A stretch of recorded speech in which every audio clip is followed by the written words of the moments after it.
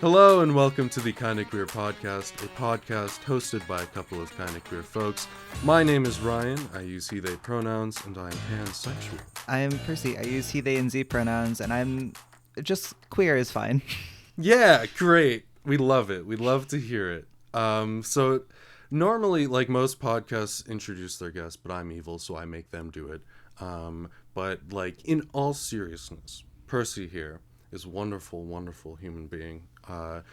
You do a lot of things. You teach. You write and direct some things. You do podcasting. But most importantly is you have the supreme honor of writing and directing my first ever acted show. As if this is about me at all. So thank you for that. It was a wonderful show, and thank you for letting me go on my wild, weird little antics. It was truly a delight. It was genuinely a pleasure. I'm glad to hear. I really did it. Is what I did. No, it was very good. Thank you. So, can you give a brief explanation of what the show is? Yeah. So I wrote a play. It's called PERCY'S. It is an adaptation of this. I get the century wrong every single time, but it was written in like the 1100s or 1200s. This poem by this German writer named Wolfram von Eschenbach, who wrote about Sir Percival and his quest for the Holy Grail. And because this story and that specific like Knight of the Round Table is who I named myself after when I changed my first name when I came out as trans, I was like, oh, I'll do an adaptation of this and it'll be trans as hell. Although many cis people were like, I don't understand how this play is trans. And I was like, well, I think that's okay. I don't know how to explain that part to you, but I think that's okay. I think that's probably fine. But yeah, so it's about this character named Wolfram who is writing like a self-insert fan fiction about the Parzival story, and it's like, I don't know, I could get really in the weeds about the various like things that I'm trying to do in it that I think are cool, but that are probably only interesting to me. But yeah, it's about Wolfram kind of like figuring out his gender and thinking about masculinity, and sort of grappling with that through the story of this Knight of the Round Table seeking out the Holy Grail. Yeah. And I think it's funny that cis people were like, what, literally, how is this trans? That's so funny to me, because like I think if you're trans or even just queer like in general, I feel like you kind of like it's fairly obvious how it's trans, but like cis people are just like, what? I don't understand. Well, I remember vividly there was like a moment in rehearsal when we were doing table work where Wolfram has that little bit about once you know something, you have to do something about it. Which like, and I was just like, oh, like, do you know what Wolfram means in this moment? And Crow is just like, yeah, yes, I do. yes, Familiar. absolutely, I do. Oh my god. Yeah, definitely. That was definitely one of my like favorite like little parts of the show. That part is just like I feel like it just has such like a deep emotional impact. At least for me, I was like, oh, I'm feeling it. Yep. Yes, I was truly just like, Yeah. How did you feel like actually watching the show once like we were kind of all like running through it together and it was like somewhat finished at that point? It was really surreal. It's like this is not the first like play I've ever written, but it is the first one that is any good, is what I'll say. I feel like I can claim that. I feel okay saying that it's pretty good. It is. I agree. Thank you. It's very weird to hear people like perform a thing that you wrote. It's very, very surreal, but it was also like I got less nervous about it with like each performance that we did. Like the first performance, I was very much just like, haha, what if no one thinks this is funny? What if I trapped these 40 people in this room and everyone's gonna have a terrible time? And then they laughed at something very early on, and I was like, okay, fine, everything is fine. Yeah. I don't know. It was really nice to see everybody perform because I felt like everybody really like took what was there and ran with it and like really took joy in doing the thing. And like maybe you were all just really good actors, but I got the sense that like everybody had like a stake in it and felt really like invested in it and was like discovering new things, and that was really, really cool to see, particularly because there were so many queer people and trans people in the cast, and I knew that like it had resonance for people of that experience in like a deep personal way, and I was really grateful to you all for like you know, doing the play and performing in this thing that also like makes you feel personal gender feels. Yeah, no, definitely. It was an absolute blast to like work on it, and I definitely did have my own stakes in it. It's not just that I'm a really, really good actor. It's true. It was like it was just a really special experience for me because like number one, this was like the first show that I ever acted in, and so like that just kind of held its own like level of importance. But then also the first ever show that I act in just happens to be this like really great like queer show that I can relate to very heavily, and I can just say like, yeah, I can have a lot of fun with this. I can like create like these, or at least like help create these characters a little bit, build them up, and then just get to have a really great experience overall. And yeah, it was really good. So thank you for writing it. You're welcome. And on that note, please explain to me how good and or terrible I was. I genuinely, first of all, I'm adding a stage direction because of you and Phoebe about how people should play Key and Segramore like anime villains or like anime characters, because it was so perfect. It was exactly the correct choice. But in particular, I was genuinely really impressed by the fact that like you played Ether and Clamide, who are very similar. Like their function in the script is very similar, and there is a world where I get rid of Clamide, not because I wasn't impressed with your performance, not because I don't like him, but because I feel like maybe that's too similar of a thing. But you took these two very similar characters and were like, okay, let me differentiate them. Let me figure out all of these really specific things about like what they're doing and what's driving them and why they're doing the things that they're doing. And I was like, oh, hell yeah. Like you get it. You know, you're doing like it was really, really cool. Oh, not to make it only about you specifically, but like, I was really impressed with everybody in table work being like, oh, you know, like Annie and Sagoon being like, oh, Sagoon like is really emo. Sagoon like loves tabloids. Sagoon's a gossip. Like all of these things really like helped me understand the characters a lot better, and I was really I'm really grateful to you all because I understand the thing so much more now, having had a bunch of people who aren't me be like, this is the meaning that we get from it. Oh yeah, well thank you. That honestly means a lot. Just because, like I said, this was my first ever like acted experience, and it's something that I've always wanted to do. And just hearing that feedback really makes me feel good inside, because I did go into it like wanting to differentiate the characters, because I was like, you know, I'm given these 3 characters. 4, but that's kind of spoilers, I guess. 3 characters, and I don't know, I felt like I could kind of give them their own separate things. And then also, yeah, as you said, the anime villain of of Key and Segramore, like, yeah.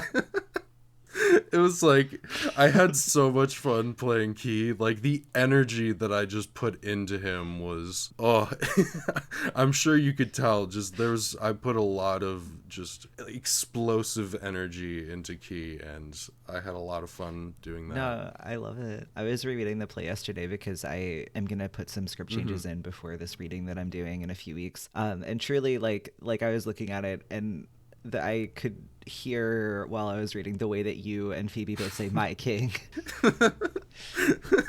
in that scene. Have you so little faith in my abilities, my king? There he is. There's a little key for you. Thank you. I missed it. I love it. But it was also, I don't know. Yeah, I was also really stoked that you guys were down to like you went all in on the puppets, which I really appreciated. Like you really big brained the dragon design, which I had no idea how to do. So I was like, great. Yeah, going into it, I was like, can I make a dragon? I don't know how to make a dragon, but I sure as hell will try. And that was my thought process. And so I was like, you know what? I feel like if I just do this and then this, I can do this. And then somehow it ended up working. And like, oddly enough, it just like all my life, I've just kind of been like oddly good at just like coming up with like these weird little solutions to things or like fixes that like maybe most people wouldn't think of. And I feel like this is one of those times where like I was able to shine, and that really came in handy.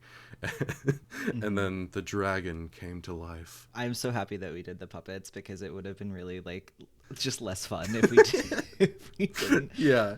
Even though all the puppets were like kind of janky, I feel like that's like in the spirit of the plot. Yeah, I mean, Wolfram is just like, I don't know, the way that I see is Wolfram's just like this fan fiction writer that of course Wolfram would just make a dragon puppet. Like, why would he not? Exactly. And at some point I will imagine like what other like maybe he LARPs.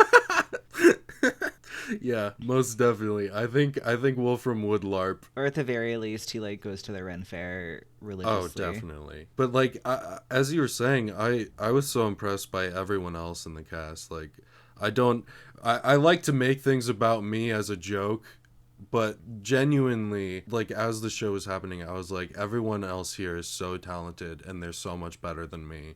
But like, I'm gonna give it my all too. And I was so impressed by all of them. It just every single like little choice that they made was great, and the way that they worked like their own like personalities into these characters, it was just wonderful to watch. Just like, I was just sitting back there like watching them like, wow, that's so cool, that's so great. You go. Yeah, like everybody was amazing, and I'm so grateful to you all. Like, I'll say it like 1,000 times, but yeah, like watching, and it's also like, I don't know, it's a play that like really needs people who are like willing to just go for it and willing to be as like over the top as possible. Like, it just works better that way. Yeah. And you all really did that. Like we did. Like, I wrote the play from a class that I took in the fall, although I had been like planning to write it for a long time before that. And we did like a showcase, like a 10-minute section. We did like the Herzaloid into King Arthur bit in like a showcase, which was very, very cute. And like, we got to the rehearsal for that, and truly everyone was just like I didn't need to offer any direction. Everyone was just like, oh, I understand exactly how this needs to be. And I was like, cool. That feels like a mark of like decent writing, that everybody can like read it and be like, oh, okay, I get the vibe. Like, Parzival needs to like be the most like leap into action without thinking Loki himbo imaginable. Yeah, definitely. No, I think because I was looking like into shows to audition for, and I was looking specifically between the two PlayLab shows, and I read most of the Parzival script, and I was just like, this is the fucking one. I just felt like such a connection to it just from reading it. I was like, this is incredible, and I want to be a part of this, and I'm so glad that I was picked to be a part of it. But I feel like it really was like you understand it from reading it, and I think that just goes to show like your talents. Thank you. I felt like, even as you said, even though like Ether and Clomide were kind of like similar in the way that they progressed the story, like I felt like even like there you could kind of like find how their personalities differ a little bit, and you can kind of then further pull that apart and do more with that. And I feel like just everything was so readable and well done, where it's just like you read it and you're like, I know what I need to do.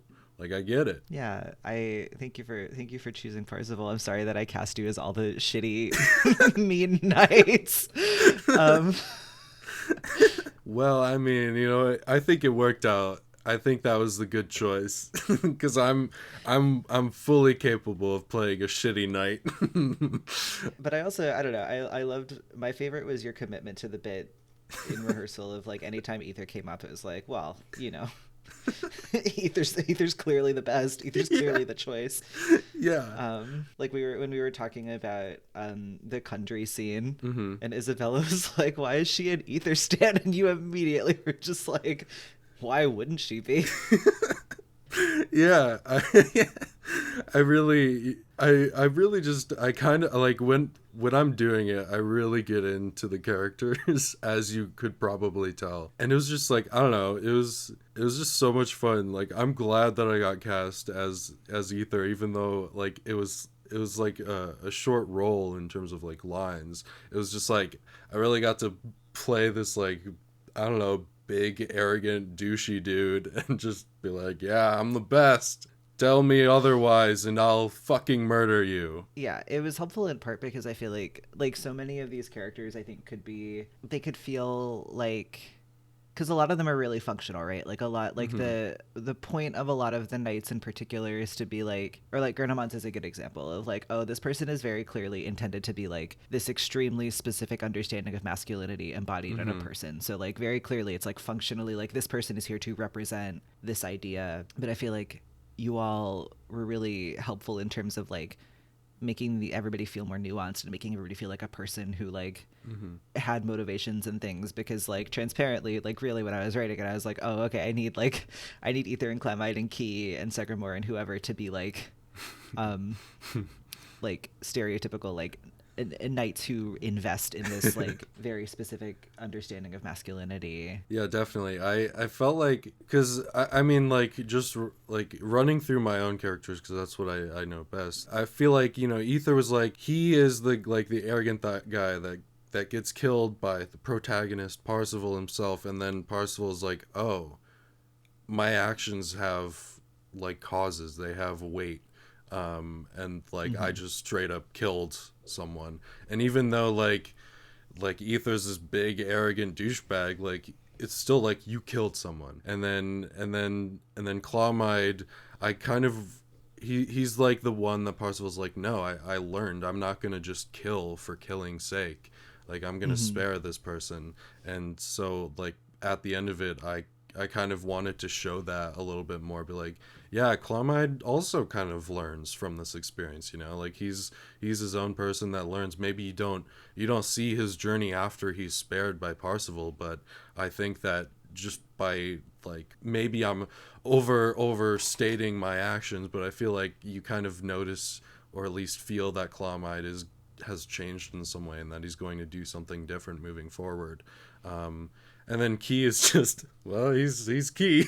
Yep, Key's doing Key. Yeah, I feel like that's true, because like I had wrestled with for a little bit, not to just like work out my concerns about the play on your podcast, but like I was like, because it's very obvious to anybody paying attention that like this play is a very deep personal resonance to me, given that like I share a first name with the protagonist of it.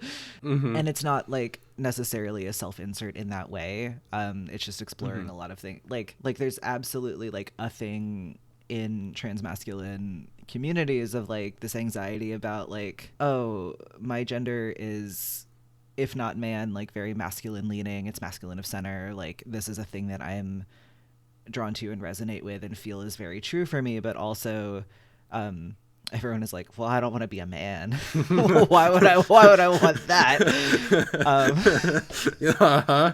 So it's like a thing that you have to wrestle with. And like I like, my personal feelings about it tend to be sort of like a man is what you make it, which is like silly and flip, but like it's a thing that I think you have to just like accept and then figure out what that means for you, as opposed to Mm-hmm. what a lot of people tend to do, which is like violently, virulently reject any like masculine language. Or they're like, I'm just a little guy, like here's all of the ways that I'm distancing myself from masculinity while also being very drawn to it. And I feel like that's just like bad. That would be very bad for my soul, um to like make my gender this like weird push and pull. Uh-huh. But which is to say, the play is very much like me working out a lot of things that I am like trying to figure out in my own life and my own gender and my own whatever. But I was sort of worried for I was like, oh, like how self-indulgent is this? Is this just like extremely self-indulgent to be like, here's a play in which like Wolfram is would be the self-insert, not Parzival. But like Wolfram's two like very personal monologues are, I think I told you guys this, like things that are true of my life. Mm-hmm. And what's also funny is that there's a monologue where Wolfram talks about going to a punk show in this church and like encountering this like girl that he liked there and whatever. And that's like a true thing that happened to me, nuanced in many ways, like complicated by many things. However, my a person that I used to date and I'm still very close with, who was there at that ERG show with me that monologue is about, is coming to the reading, and I'm just like, if he tells the girl that was there, who I don't think uses girl as I don't know what's going on with their gender, but anyway, if he tells that person about this, I'm gonna simply pass away. I'm gonna lose it. Yeah, I'm honestly glad that you brought that up, because one of the things I wanted to talk about is like, why did you choose to like insert those monologues, those little stories? Because you told us like that they were from your own experiences, and I think that they were extremely impactful. Like every time one of those monologues came up, I was just like, oof, yeah, no, I feel that. And like even if it's not specifically something you can relate to, you can definitely relate to it in some way. And I guess I just kind of wanted to like you said you're like still trying to like figure some things out, but like I guess why did you want to include those? Because wasn't one of the monologues, at least one of them, wasn't in the first draft that we read, I don't think. Yeah, one of the like things as the play is developed that I've been like trying to figure out and have gotten a lot of notes about from Harley, who's on the faculty, who's my who was like my advisor on that project and whatever. For a really, really long time, he was not convinced that Wolfram needed to be in the play. And I think his like thought was like, oh, this would be a lot stronger if it was actually just like the Parzival story without this sort of narrator person. And then I sent him as like the final for the class, like 3/4 of the play. It was like the play up to the Trevor's End scene. So finally, like Wolfram came in and intervened, and at the time that was the only time that he directly interacted with Parzival, and I was like, okay, cool, I figured something out. Like I figured this out. Yeah. And he was like, okay, now I see what you're trying to do, but here are all of the places where like Wolfram doesn't feel, he just feels like he's narrating for no good reason, like whatever. So I was like, cool. And the other note that I had gotten consistently was like, oh, I want to know more about Wolfram. And like because every time someone would ask about it, I was like, the play's not about Parzival, it's about Wolfram. The play is about, in one sentence, the play is about somebody coming out as trans, or somebody like coming to embrace the realization that they are transgender. Like that's what the play is about for me. And it just happens that this person has chosen the most elaborate and silly way to do it.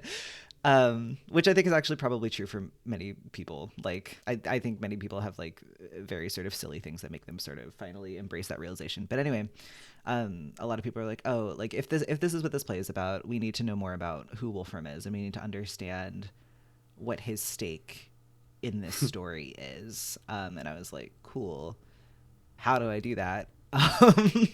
Because what I didn't want was like the thing that was most important to me in writing this play is that it is not a trans play. Like it's a trans play about coming out, but it's not, you don't see that happen on stage, you know, like there's no, you know, he doesn't say at the end like, I'm a boy, you know, like it's about that, but you have to look for it. You have to like or you don't even have to look for it. Like if you resonate with that experience personally, you know that it's there and you can see it and you can put the pieces together. And if you don't, then apparently you don't see it and you have to ask the playwright about it.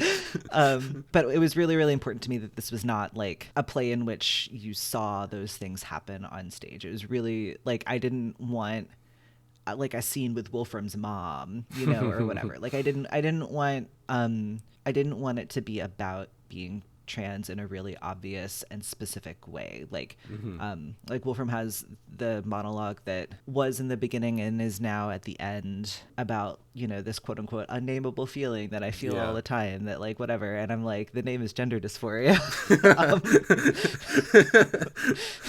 But like I'm not gonna say that. Like I wanted it to feel I want it to be a thing that like trans people could understand and queer people could understand and resonate with, but something that was not like, I wanted it to feel like it was for us, you know? So I added those stories, and I think the next step is to make them a little bit further distance from my personal experience. And like, this is because I put them in and I was like, I have to put something, I know that I want something like this there, and this is what I can think of right now. So like, this is going to be fine for now. And I'm not sure to what extent they work, but I do think they're helpful in terms of understanding like why Wolfram cares about the story and what connections he's drawing between him, like why he sees himself in Parsifal. So yeah, like that's a very, very long-winded answer to your question, but No, I think I think that, at least for me, I think that those stories helped a lot in conveying those ideas in like a very not like obvious like this is trans way,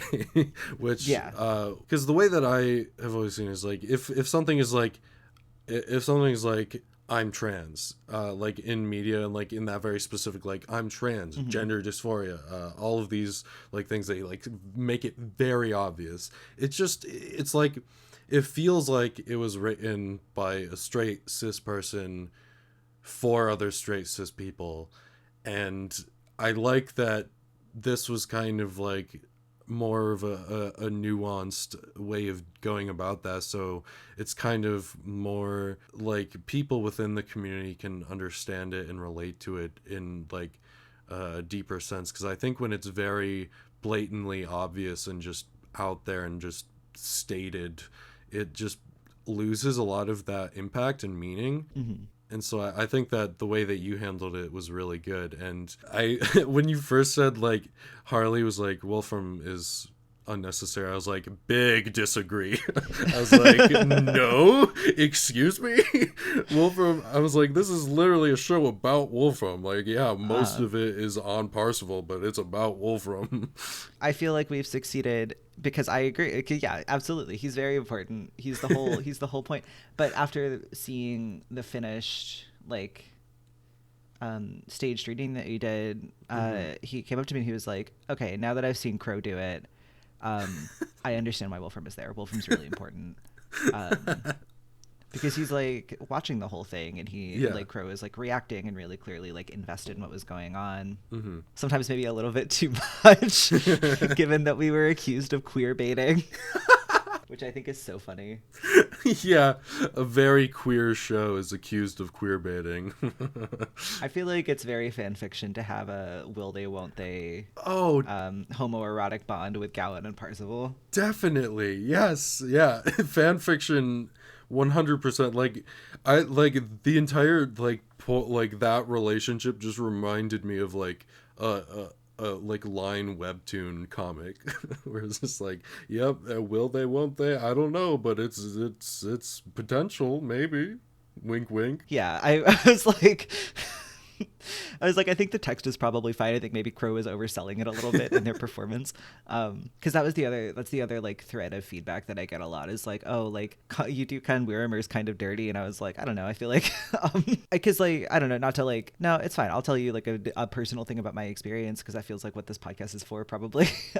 Yeah. Well, like coming out as trans really throws your notion of sexuality just in the trash, because like the language of sexuality that we have, like gay means two men who are like men who are attracted to men, and lesbian means women who are attracted to women. And like, what does it mean for me, a person who like self-identified as a lesbian for a really, really long time and like still regularly refers to themselves as a dyke?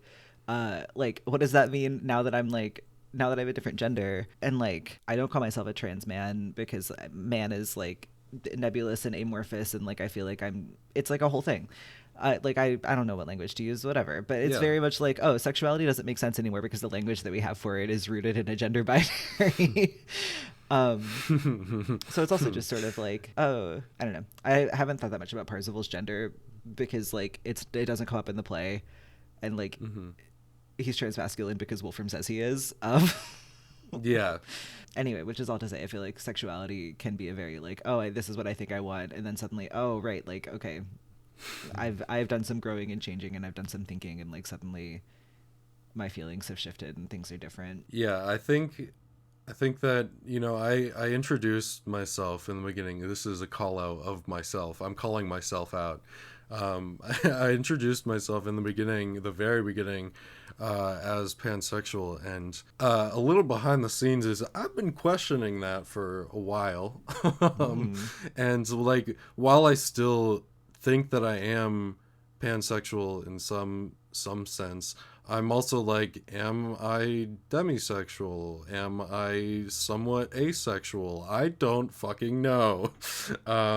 But Yeah. like, pansexual to me, I've always kind of put it like, if you're identifying as something, then it's kind of like your own definition of that identity is what matters most. Yeah. Um, and so like, to me, pansexual is kind of like in some way equivalent to queer.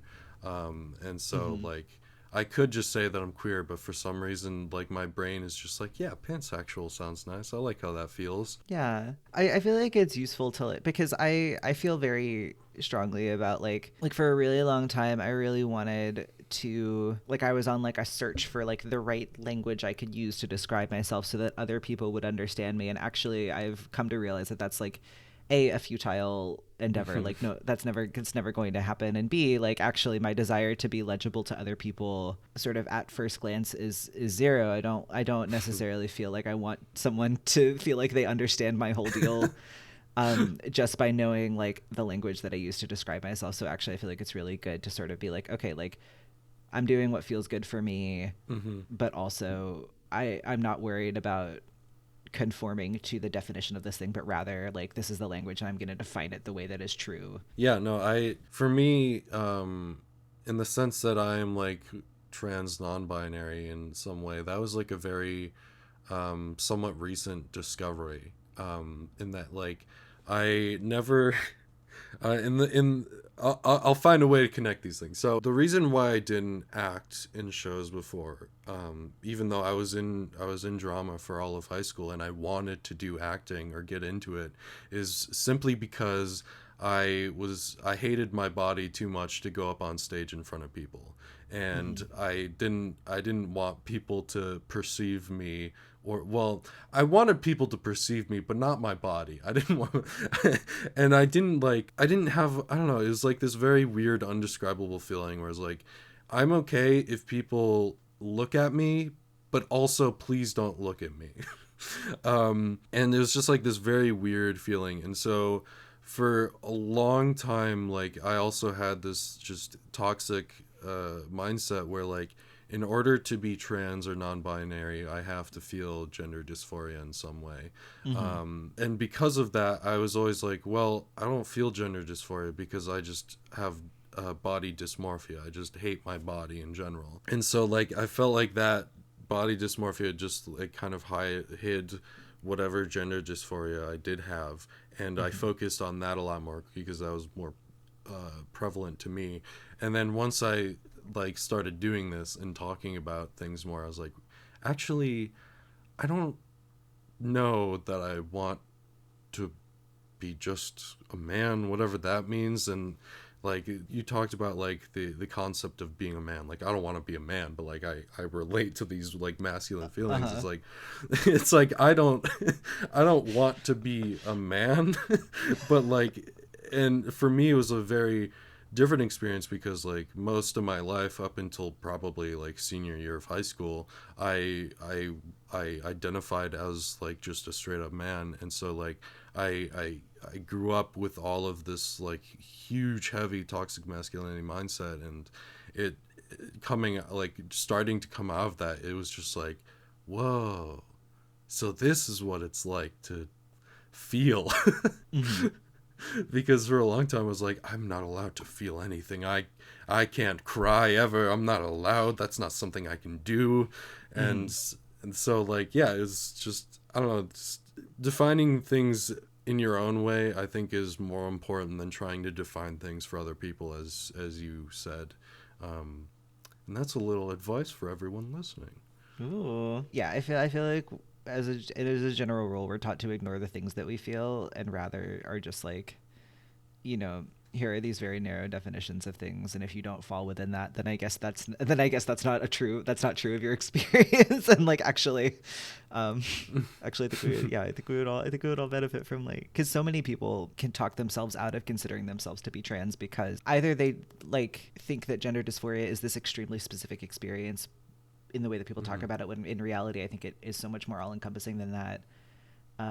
Like, I don't experience gender dysphoria in like the way that people in like the dominant narrative of it, of like, I think all the time about how much I how much I dislike certain things, and like I feel like this on the inside but this on the, like, that's not true for me. But here I am, still a trans person. But I also think, like, yeah, I don't know, there's a hot take that I have is that I feel like the way that people talk about being non-binary now has become really actually not good. Like, I feel like it has transformed into like a third gender that is for like skinny white androgynous people. It fucking sucks. Because it's just like, oh, like, actually this thing that could be so freeing and lovely, this idea of just like, oh, actually I'm not partaking.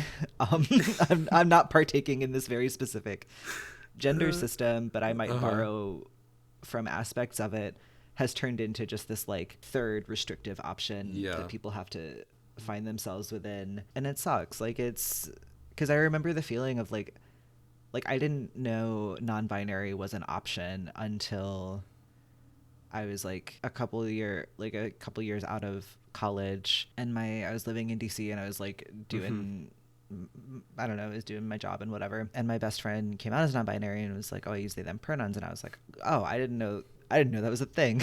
I didn't know you could just do that. I didn't know that was an option. Exactly. Like, no one ever told me that that was a thing. And like, because I remember when I was like in college, like a trans mask person came into the theater department my senior year, and he was a freshman, and like very much had to deal, because this was like 2015, 2016, and it's like wild to think that like we have made many leaps and bounds in terms of like making life more livable for trans people even in that short period of time. But he was like, oh, like, my school email says one thing, but the name that I actually use is this, and like these are the pronouns that I use. And like, I was not used to any of that. Like, that was just like not a thing that I had encountered before. So I like, it was not that long ago that I really like thought about trans as a concept at all. And then I was like, oh, here's this new thing. And that feeling of like freedom of like, oh, I can just decide, was amazing. And I hate that like it is becoming this very restrictive thing again, because I feel like that's so antithetical to like why it's appealing as a concept. Yeah, I feel like just one flaw, and there are plenty of flaws, one flaw that humans have in general, I feel, is that they they put things into categories. They categorize everything, and in these categories they have to have like specific definitions, and like how they're set up and built and how they work, and like who can fit into it and who can't. And in doing that, we forget that a lot of these things are on a spectrum. Like, gender's on a spectrum, everything's on a spectrum. There's a non-binary spectrum, there's a trans spectrum, there's a cis spectrum. And like, I don't know, I feel like that is like the main problem that we face here is like, yeah, when I feel like what you're saying is whenever like people say non-binary now, I tend to think, oh, it's just some white guy, well, not white guy, but some white person that identifies with just like they them pronouns, and then like that's what non-binary is. It's just like they them, this very specific picture that you have in your mind. And it's like, no, please let's not go down that path. Let's bring it back and let it be more open and free, please. Yeah, like there's have you seen the genderbread person? Yes. I hate it so much, and I hate that it is like the thing that everyone points to of like, oh, this is what you should use to like teach kids about gender. And I'm like, no, it shouldn't be. No, please, actually not. In particular, because like children are, in my experience, like the best at talking about gender already without any intervention, because like I can like, I don't know, I'm a big like tabletop game person, as I'm sure you could tell from the play and everything about me. But there's this game called Dream Askew by Avery Alder that's really, really good. And it's this like very explicitly like queer post-apocalyptic world making game. And all of the like gender options in the playbooks for different kinds of characters you could play are like xenogenders. So it's like, you know, your gender could be like the caw of a raven, or things that feel more gender-y, like leather butch or whatever. But it's also just like these very abstract things like the edge of a dagger. And I'm like, that makes sense to me. And it makes sense. And that's how kids talk about gender, is that they, you know, their gender is like denim overalls. And I'm like, great, I get it. I used to lead an LGBTQ social space for kids at this summer children's theater that I used to work with. And we were talking about gender presentation and things like that, and one of them was like, yeah, my gender is second grade art project. And I was like, honestly, good for you, Oliver. That I love it so much. And like one of the guests that I had on previously in a while back, just they're like, my gender is lesbian. I was like, yes, I feel that heavily. I mean, I'm not a lesbian, but I feel that very heavily. And I don't know, I think that specific episode kind of like opened my eyes to like be like, oh, gender can be fucking anything. It can be whatever you want it to be. And another question I wanted to ask you about, or just talk about in general, is the concept of neopronouns. Like how did you come to associate with your pronouns? Because that's always something that like I've always wanted to know more about, because like I should do more research on it, but I don't know, I've just fucking forget because you have a life to live. Yeah. Yeah, I wish I had like a tidy answer, but I don't really. Part of it is that I have fallen into the habit of listing all of the pronouns that I use everywhere, which is what I am going to stop doing, because really it's very context dependent. Like I favor certain pronouns in certain spaces, and Z's pronouns are the ones that I use in TTRPG spaces mostly, in part because they're spaces that tend to have people who I don't need to explain what that is to them.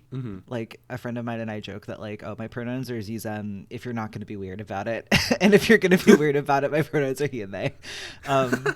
Yeah, like in academic spaces, particularly like my department is mostly cis people and mostly straight people, so I tend to like only offer them he as an option, because I know that if I offer them options, they're going to choose like they're going to somehow find the most invalidating one to use. Definitely. Which I find extremely funny. But yeah, neopronouns in part because I've come to like, when I first like was thinking about gender, I started using they them pronouns, and I was like, oh, okay, I'm going to be like a femme who uses they them pronouns. LOL. I had like really, really long hair at the time. I was like overcompensating, whatever.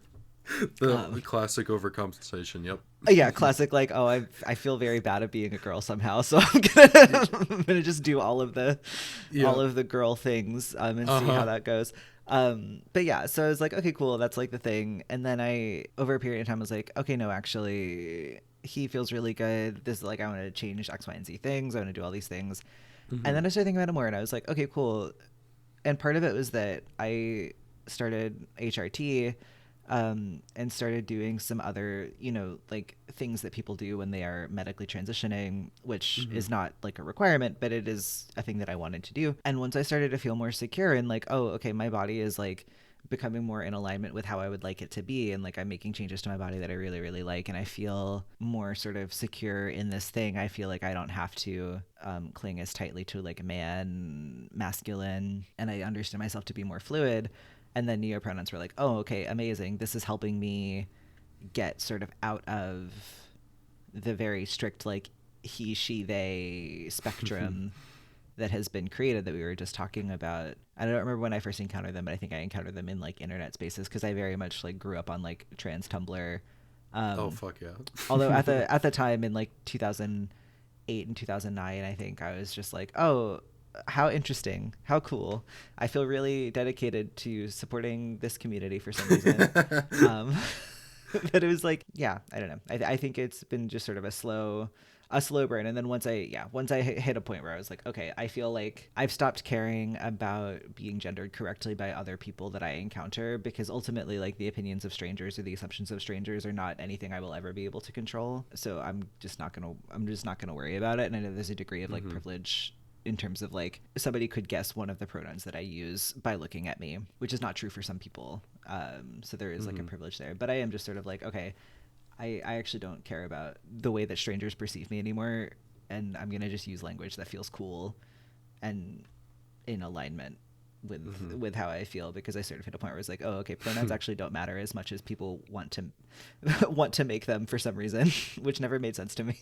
Like, that's another hot take that I have, is that I feel like people are so focused on like pronouns and gendering people correctly, and like, yes, absolutely, that's important, but that's also not that's like the least important thing that you could choose. No, I feel it. Yeah, because you can like be like, all right, well, I'll use the pronouns that you want me to use, but then do you actually like perceive them any differently? Like that, you can't like change how someone is going to like perceive you. And so it's like, well, they are important and they're very important. Like it's not like the main thing to pick. And also, I think, at least like for me, a lot of finding confidence was in coming to not care about like how strangers look at me, because I used to care a lot, and I've lost a lot of that. And so it's just like I have a lot more confidence now, because I'm not like, does this person think that I'm really ugly? I don't know. Yeah. But also like I think like the whole entire like concept of like pronouns and other things being context dependent is like such a great point that you made, because I think that, you know, a lot of times the context does matter. And even amongst like different groups of friends, it's like, yeah, you know, the context of this and that matters, and it's okay to have like different context and change like how you feel in these different contexts. Like, you don't have to be one way all the time. And one thing that I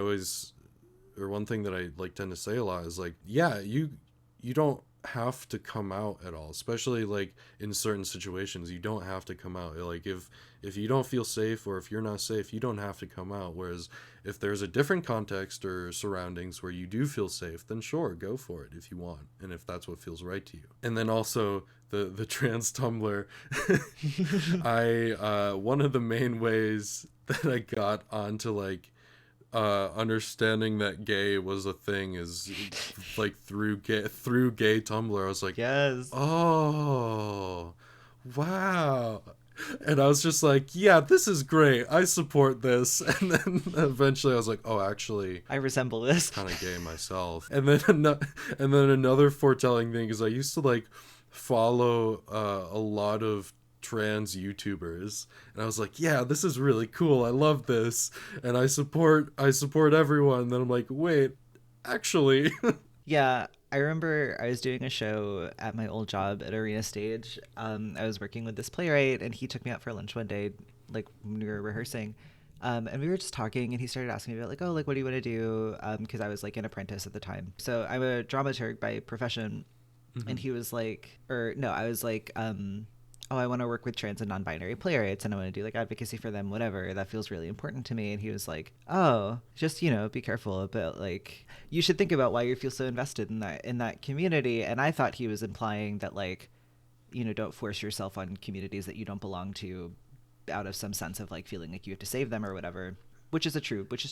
But then I came out and he was like, I saw this coming, and I was like, haha, thanks, Ken. But yeah, I feel like you don't have to come out is such a good point and such a good thing to like remind people of, because I struggled for a while with like feeling some shame about my pronouns being like too hard for people or whatever. And actually I realized like, oh, it's actually extremely valid to just do the thing that is easier. Like, it's easier in the context of like school, right, to just be like, oh, my pronouns are he him, because even if that's not necessarily like entirely true of my full experience, I don't need to share my full like gender experience with everybody all the time. And my mental health is much more important than like feeling like you have to be in the trenches for the trans community all the time and like constantly educating people about whatever. Like ultimately that's not work that anybody has to do all the time. Yeah, in like in a podcast where I, famously share many of my experiences and personal details, I think it is important to remind people that you don't have to share your experiences with anyone. And yeah, I think in a society where like a lot of what happened, like a lot of it is just kind of controlled by like the ebb and flow of things and like what's the easy path. 90% of the time people are going to take the easy path, so it's like, yeah, it's perfectly valid to do the easy thing, especially if that means that it's going to like give you a better result at the end of the day. One thing that I do every single time, and you may not have anything to share, and that's okay, but I always want to ask people if there are any like not necessarily embarrassing, but it could be embarrassing if you so choose, like childhood like stories or memories, even if they were like told to you by other people, that like could have been a sign that you're like trans or queer in any way, because I have several of those and I like to share those. So what do you have any of those? I don't know if I have any that are super interesting or like unique. I definitely did the like I'm not like other girls thing a whole bunch, and like I'm a tomboy, and like I was really really into sports. And actually maybe this is the sign, is that I've played softball my whole life, but before I played softball, I played boys baseball in Little League, because you were allowed to do that up until a certain age. So I played on the baseball team instead of softball, because well, now I understand why I was probably drawn to doing that. Although I'll give you like a little like embarrassing tidbit, which is that I was, like 7 or 8 years old. And at one point I asked my coach why I didn't have to wear a cup, and he was really like unsure how to explain that to me. Which was very funny. I don't know. Yeah, I spent my childhood very much like into sports and being just a grubby child doing yeah. Yeah, that's great. I always love hearing the embarrassing. Well, they're not that embarrassing because it was like childhood, but I always love hearing these stories because they I don't know. It's just very funny to me. I like taking it all in and just letting it bask over me. I don't know. That's a weird way to put it, but that's how I'm gonna put it. Yeah, no, I see it. I love that. One final topic, because words,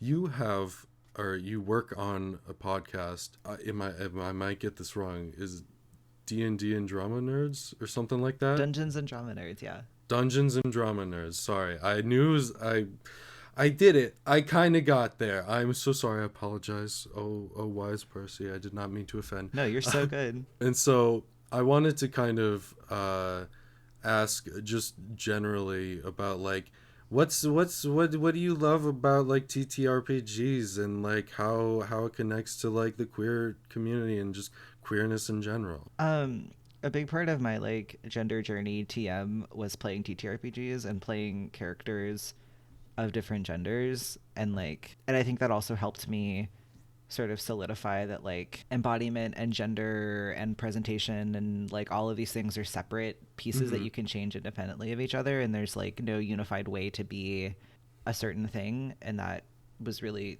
helpful for me to just explore all of these different things. And like I still like I use TTRPG characters to explore like my different anxieties around certain things, because that's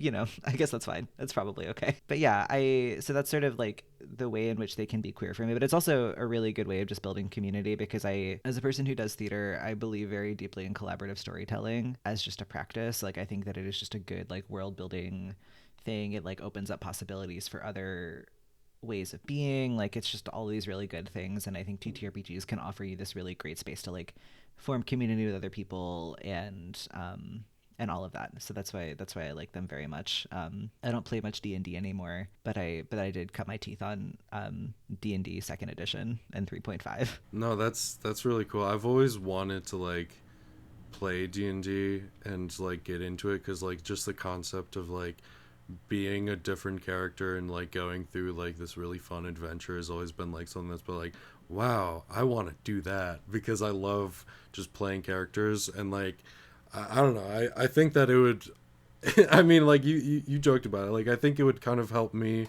discover some things about myself too, just because like I don't know, I feel like once you kind of take yourself out of your own body a little bit, you kind of get to think about things in a way that you've never thought about, and just do things differently. And I don't know, I feel like that can be really helpful. Yeah, I agree. It is very fun and very cool. Yes. And so I guess with that being said, I want to thank you, Percy, so much for coming onto my show. Of course. It was really nice. And because I'm an evil person, please tell me if there's anything that you want to say to the audience right now, or any final questions you have for me. No, just thank you for having me. Thank you for letting me self-indulgently talk about my play. Thank you for being in my play. Oh, of course, anytime. I hope you do more plays. I think you should. I think you are a good actor, and very easy and fun to work with. So that's what I'll say is a compliment to you. Oh, thank you. That means a lot. But yeah, thank you. Thank you for joining me once again, and thank you everyone for listening. I hope you're having a wonderful day out there, and I'll see you in the next episode. Goodbye. I don't know what that noise was, but I'm going to stop recording. All right, here comes the intro. Hello and welcome to the Kinda Queer podcast. A podcast hosted by a couple of kinda queer folks. I'll redo that.